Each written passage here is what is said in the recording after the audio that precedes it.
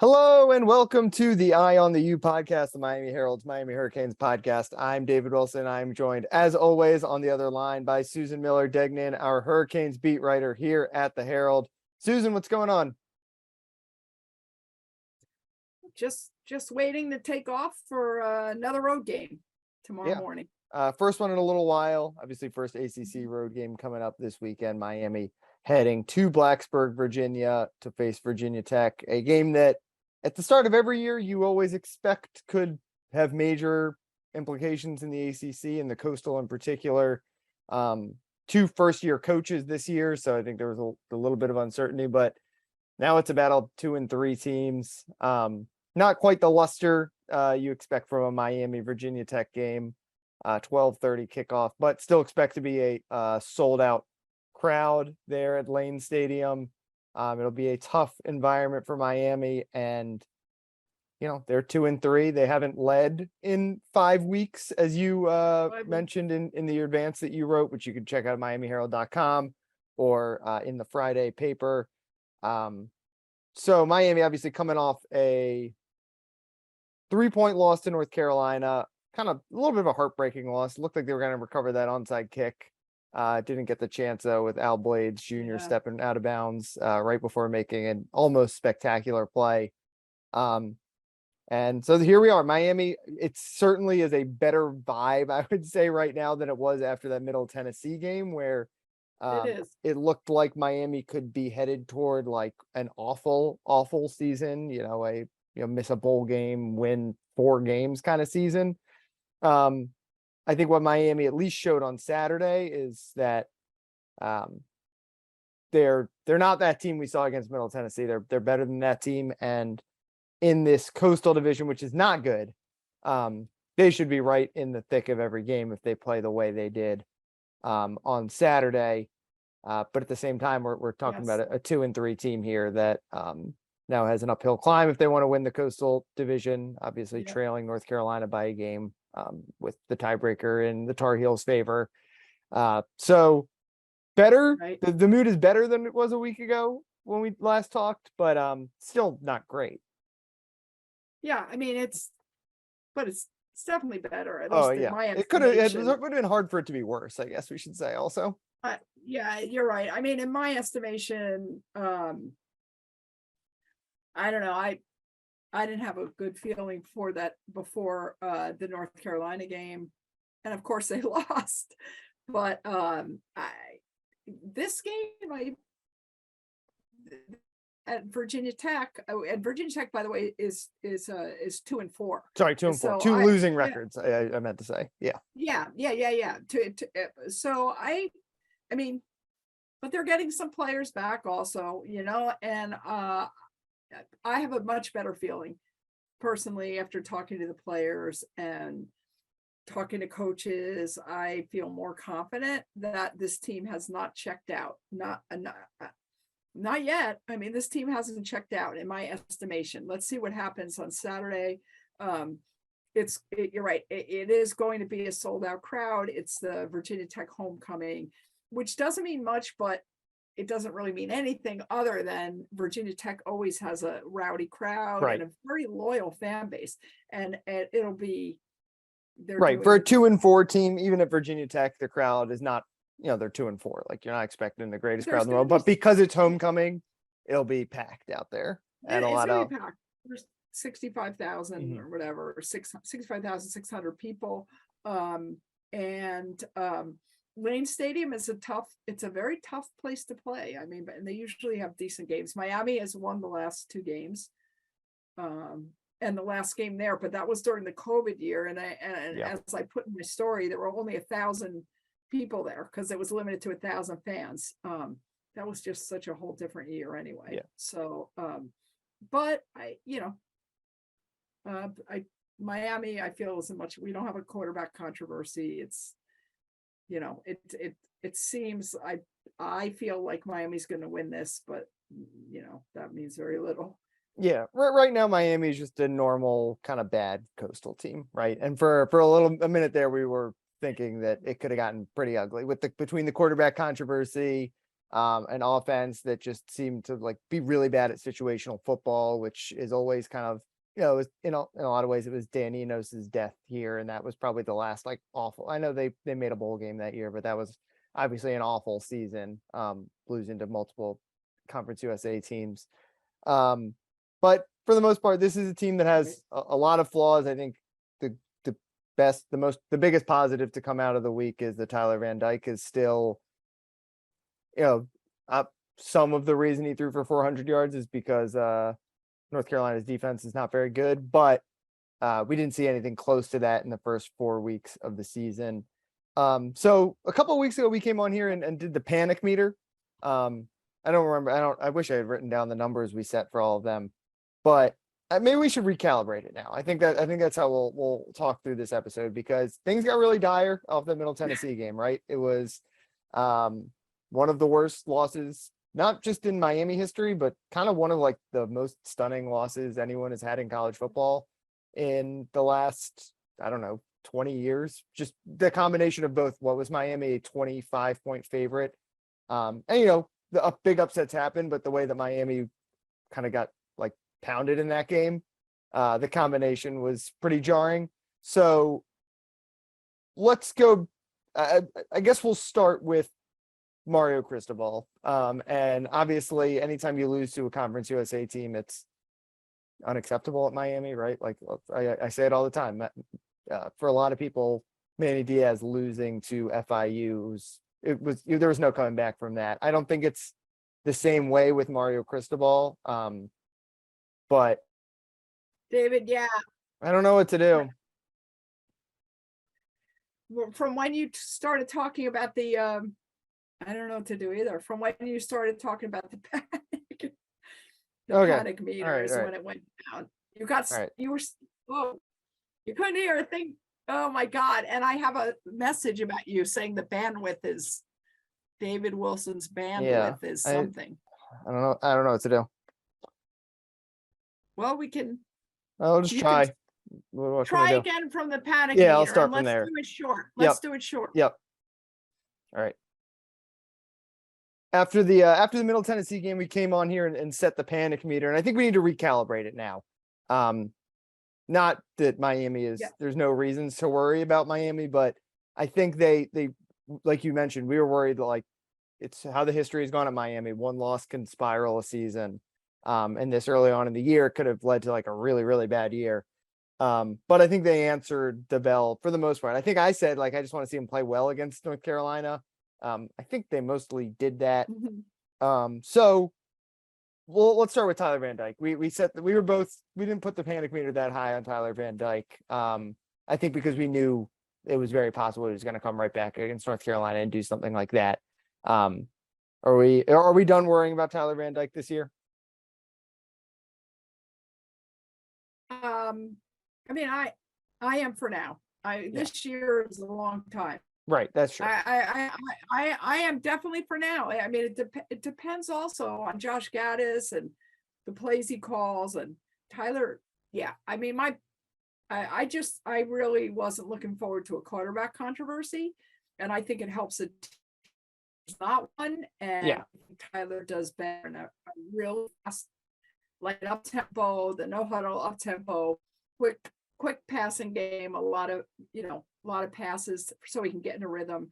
But it's a little concerning that Josh Gaddis doesn't want to pass as much. I understand that he doesn't want to pass more than 50 times a game. Yeah. Which Tyler did, but I hope they let him, pass. Yeah, it's the clear strength, obviously, still of this team. So I play to your strengths. So I wasn't there this weekend, out of town at a wedding, and been up in New York now, getting ready for the Panthers opener. So, obviously I paid attention to what happened. I saw a lot of the game. But just talking to both Tyler after the game, Josh Gaddis, Mario Cristobal, did you get a sense of why he looked so much better in this game than he did in the first 4 weeks of the season? Well, he passed more. Yeah. They ran more, they did a lot more, just like I said, of the up tempo stuff. Mhm. Uh, Will Mallory came on really strong. I think he had 8 catches, a career high for 115 yards, because it's not just Tyler. Guys drop balls. They drop balls. I think Jalen dropped another ball last game. Yeah. But Will came on really strong. They're trying to get the receivers. They're trying to improve the receivers. That the pass blocking is not bad. It's their run blocking that's not good. So everything together made Tyler, made it a more successful passing game, I guess you could say. Mm-hmm. I guess on a similar note, we can pivot really quickly here, because another guy that I think we were both pretty alarmed by the way the offense looked through the first couple of weeks of the season, and we're kind of worried about what Josh Gaddis was trying to implement here. Obviously, the run game, as you mentioned, was still terrible, and kind of like stunning how bad it's been, considering how good it looked the first couple weeks of the season, and even against, not just against Bethune-Cookman and Southern Miss, against Texas A&M, they ran for more than 5 yards a carry. But how are you feeling about Josh Gaddis now after seeing? I know Miami still only scored 24 points, but seeing that what they are running, there's still that Tyler Van Dyke in there. And I think that was the thing that worried us most, was that what they were doing was, it made Tyler Van Dyke, combination of a lot of things, obviously, and he's not devoid of blame, but the offense was making Tyler Van Dyke the strength of this offense, the weakness. So how different are you feeling about Josh Gaddis after that North Carolina game? If he keeps doing the same thing and plays to Miami's strengths, if in a certain game you can't run the ball, then you've got to pass it. So I'm feeling okay. I'm feeling okay. I really liked Brett Lashley, because everything worked out real well last year for Tyler, but I'm hoping that, and I like Gaddis too. Mm-hmm. I just hope that they're not so stubborn as they want a certain style, and whether it fits that day or that, the personnel, they go with it, they force it. Yeah, I think that's what was most frustrating about what we saw in the first few weeks of the season. I get the idea, even if I kind of, just my philosophies toward offense are like, you should basically be throwing it a ton. And, I joke about it whenever I watch the Bills. I'm like, why do they even try to run? Like, if you have a quarterback like that, wide receivers like that, and can spread things out and hit deep balls like that, like, why ever run? But And I get, if they're not gaining any yards running. right. Right. And when you can throw and, passing is just more, obviously, it's because the run game sets of the pass, blah, blah, blah. But statistically, passing is much more efficient than running in modern football. And I ultimately, I get the idea that they want to have this, it's Mario's philosophy. He's an O-line guy. He recruits offensive linemen really well. Down the road, what Josh Gaddis is trying to implement here is clearly what Mario Cristobal wants. And based on his history as a recruiter, it's what will suit Miami's roster theoretically very well in 2 to 3 years, but just doesn't right now. And I get that you want to, like, you don't want to change your offense every year, right? Because it's just not feasible. Like, you have to have an identity that carries over from year to year, to recruit, to build continuity, to develop. But right now they just can't run that. And Miami, it's so early, how many guys on this roster are quote Cristobal guys? What, he recruited about 10 of them and pulled about 18 through the portal or something like that. Like, that's a quarter of the roster. Like, you've gotta, I know you gotta ease into the identity that you're trying to get.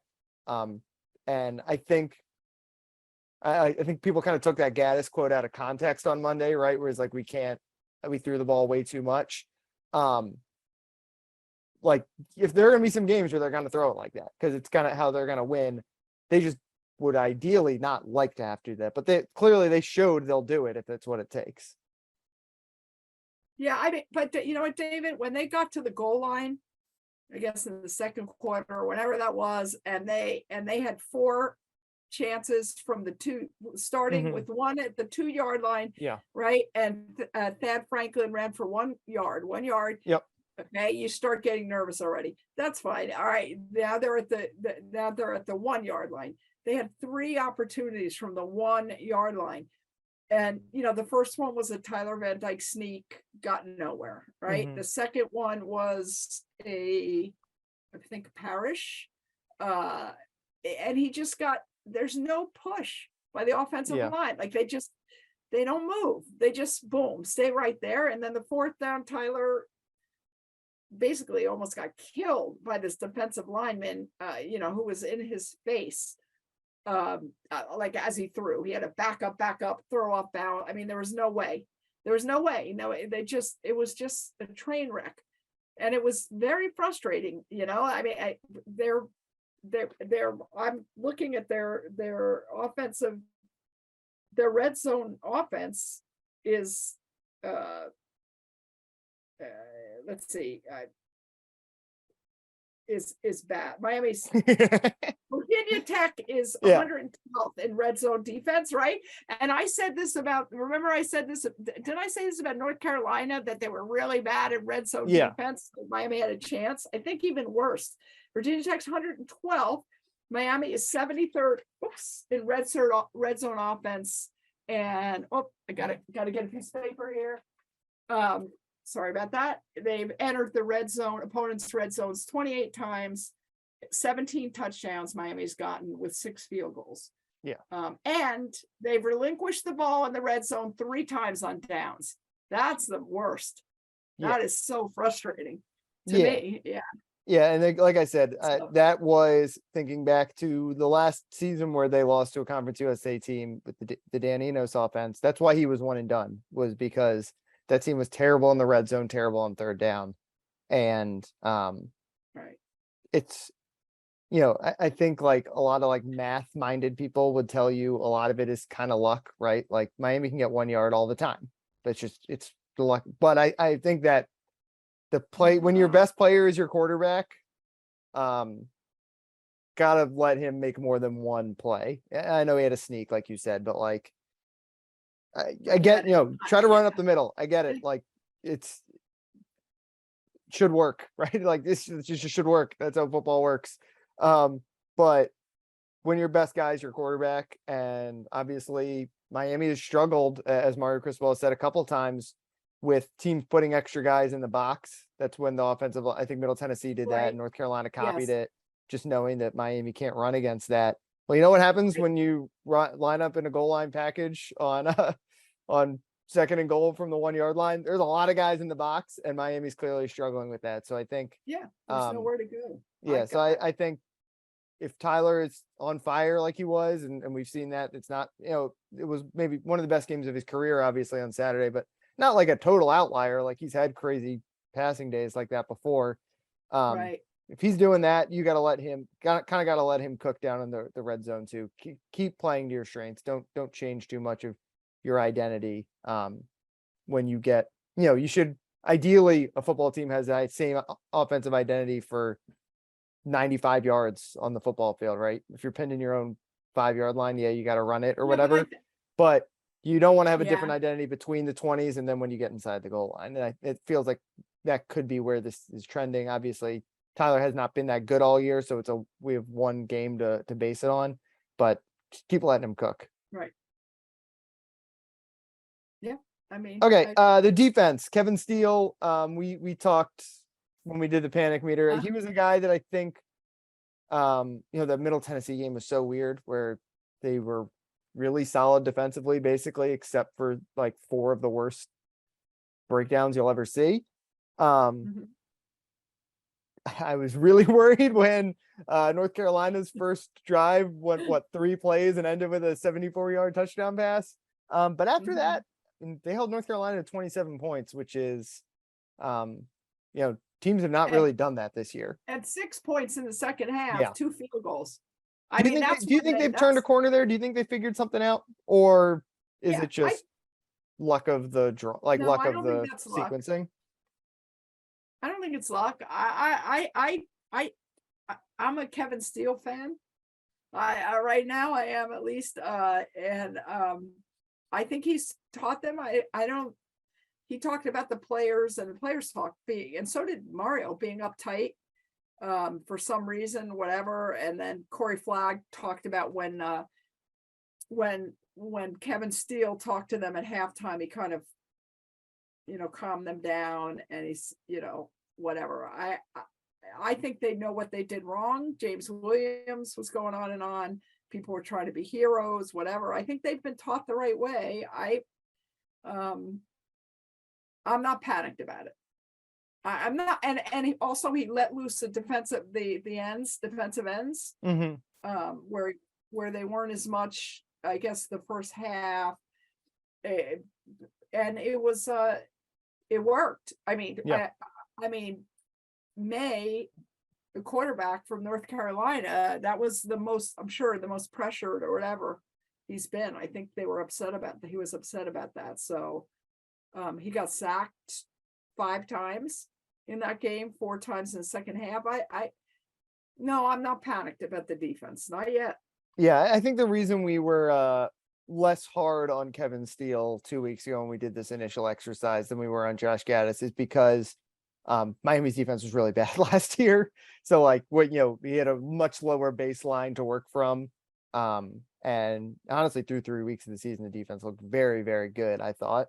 And then just out of nowhere put together like an historically bad performance against Middle Tennessee. So, Right. 4 out of 5 weeks in this season, I think the defense is done. 4 out of 5 weeks in this season, the defense has done enough for this team to win. Cannot say the same for the offense, I don't think. But yeah, I think the personnel is it's kind of, we talk about with the offense playing to the strengths. I think the defense, one thing I think Middle Tennessee would, what do we think Miami's strength is on defense right now? Probably their defensive line, just the bodies they can rotate in there. But Middle Tennessee can counter that with the quick passing. And I think we saw that in a game where it becomes a shootout like that. And I know it was only 27-24, but just the amount of dropbacks for both teams and teams that want to chuck the ball down the field, it suits this defense a little bit better. Yeah. And I mean, other than the safeties or a safety screwing up last week, I'd say the safeties are strong too. Cam Kinchins is having a good season. Mhm. I know he messed up on the coverages last week on the big touchdown, and he got beat. Everybody, it looked like Tyreek Stevenson to all of us. I mean, he was, but Cam Kinchins did not do the right thing on a couple of plays, and also the long, I think 52-yard. So there was another long pass that led to a score that Cam did the same thing. Yeah. So I mean, yeah, I don't know. I get the feeling that the defense is going to do okay. I'm a little worried about the offensive line. I know you wrote about that because there's no way. Well, Justice, I don't think so. The right guard, Justice Olivashone, yeah, sounds like he won't play this weekend, which would probably I don't knock think he's gonna Logan play, and Sungapolu into the starting lineup. Does not Yeah, sound like I don't- Zion Nelson's gonna play. No, it definitely doesn't sound like Nelson's going to play, and so now they're getting thin there. And Yeah, for the first few weeks of the season, I think we were like this team, they were faring pretty well without Zion Nelson. You're kind of feeling his absence now a little bit, where especially with Justice out, I mean, you would love to be able to have John Campbell and Nelson as your tackles with Scaife as your right guard right now. I think, I'm sure, definitely. that could be the plan eventually. And Ja'Kai Clark, let's not forget Ja'Kai Clark. I understand he says he's fine. I don't know how fine he is. I don't know. I mean, he was hurt. Obviously, he's dinged up in some capacity. Yeah, Not so- 100%. Right. Yeah, there's several players like that, but that's the way it goes this time of year. And they have no weeks off. No more weeks off. Which really stinks. So All right, last one. Mario Cristobal. again, 2-3, which is not unusual sadly not unusual for a first year Miami coach. We've seen it before. Yep. I think we came out of, the Middle Tennessee game again, like we said, like bad, as bad as it gets, basically.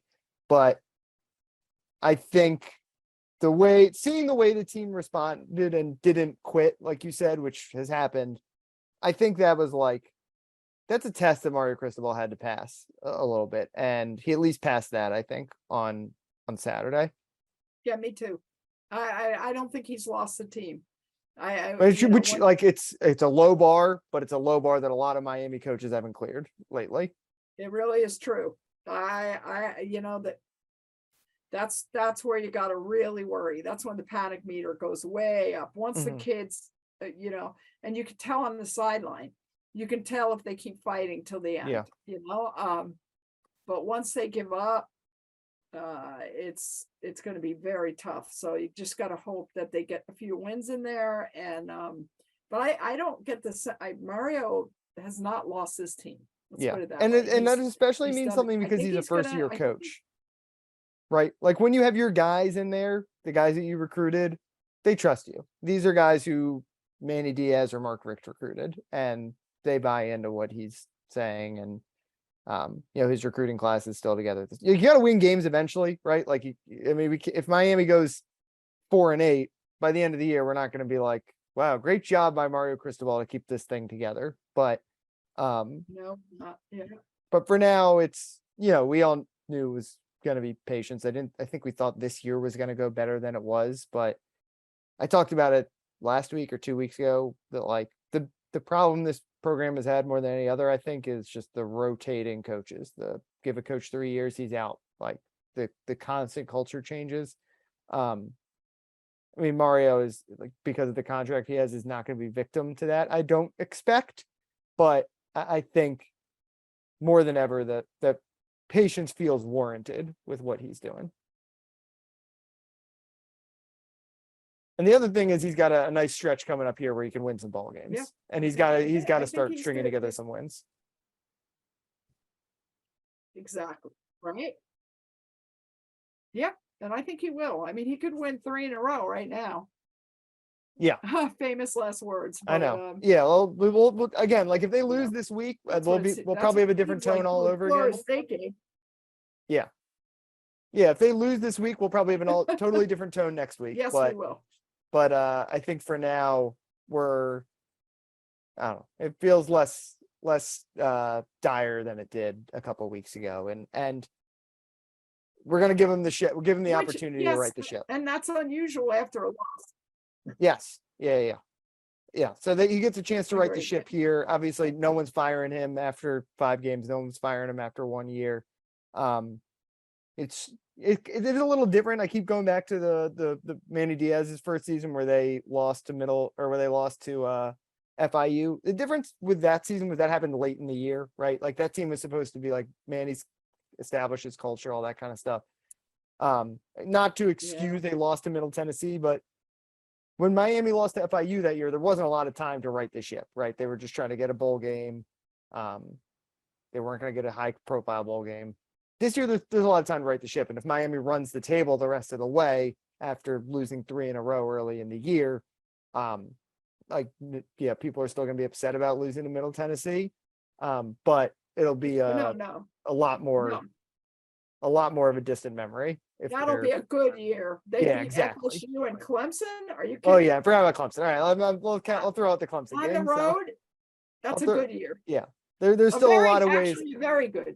Yeah, there's still a lot of ways for this season to be an acceptable season, not a incredible season, but an acceptable debut season. And I think the North Carolina game showed us that it's not that crazy. It's not that crazy to believe. All right, we'll wrap things up there. You can follow Susan on Twitter at @smillerdegnan. She will be up in Virginia for Miami, Virginia Tech. Check out miamiherald.com and all of her coverage there. You can follow me on Twitter at dbwilson2. I'll be back on my couch watching this one, which I didn't get to do last week. So maybe I'll throw in some commentary from afar. How cold is it? It's it's Actually gonna very be, nice. And I mean, it's kind of rainy right now, but it's like oh, mid 60s. Very nice. wow, really? Great Okay, fall so weather in New York I on think the Long game Island. is, that's nice. Yeah. I think the game is going to be mid 60s or something like that. But in the morning, it might be in the 30s or 40s, wherever. I don't know. It's a little too chilly for me, but that's October in the Northeast, Mid-Atlantic's pretty nice. Once it gets yeah. to November, it gets a little cold. October, pretty good. All right. Thanks as always for listening, and we will talk to you guys next week.